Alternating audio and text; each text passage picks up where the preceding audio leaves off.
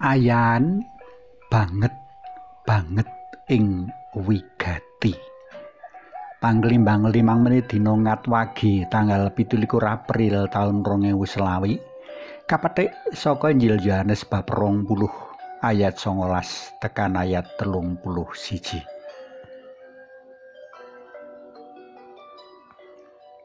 Amung wong kang banget dipercaya wae kang bakal antuk ayan kang banget ing wigati. Geneo kok bisa banget dipercaya?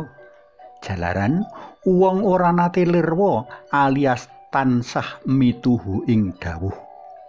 Kejaba iku asile pamituhune uga ora ngujiwani. Rikala wong wiwit lirwa lan ngundur-undur ayan, kang aweh percaya ya wiwit kendru anggone aweh percaya. Santo Yohanes ing waosan dina iki mratelakake menawa ing sawijining prastawa pangatingal dalem Gusti Yesus ngutus para murid martakake kabar kabungahan. Para murid kautus martakake kabar kabungahan kanthi cara ngapura dosa. Menawa kowe padha ngapura dosane wong mau bakal kaapura. Lan menawa kowe ora ngapura dosane wong, dosane uga ora bakal kaapura. Mangkono pratelan dalam Gusti sawise nyebuli para murid kanthi pangandikan, padha tampanana Yang Roh Suci. Kanthi kuwasa dalem Yang Roh Suci, para murid kautus ngapura dosa. Kanthi kuwasa dalem Yang Roh Suci uga para murid kasampiran wewenang ngluarake utawa swalike netepake dosa sawijining wong.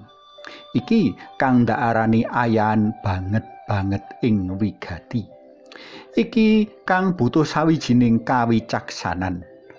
Kanthi padhang lan kekuatan dalem Allah Yang Roh Suci, para pendherek dalem kadadekake saguh nindakake ngapura dosa. Nanging tetep kudu dieling menawa jejiban ngapura dosa ora bisa katindakake sakarepe dhewe lan leleh luweh. Nindakake dawuh sakarepe dhewe apa meneh nganti leleh luweh kepara malah gawe dosa lan nambahi dosa. Kanthi ayan ngapura dosa satemene para murid dalem ing ngutus ngrawuhake Allah kang Maha Welas. Para tresna pelem kinasih, minangka wong-wong kang nglintir kapitayane para rasul, awake dhewe uga kalintiran ayan kang banget ing wigati ngapura dosa pepadha.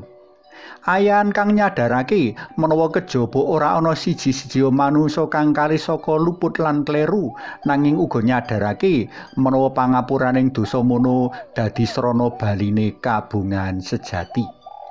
Apura ing apuran mujudake sikap legawa marang kasekengan diri lan gelem nampa kasekengan pepadha. Kaya dene Gusti Allah uga kersa nampa manungsa kang glupru dosa, kasucikake lan katampa kanthi sawutuing penggalih. Mengkono iku uga manungsa siji lan sijine kudune. Kanthi apura ing apuran kita njaga kekadangan marang pepadha tetep lestari. Kanthi apura ing apuran manungsa njaga supaya sih kawelasan dalem tetep rumentah marang kita kabeh.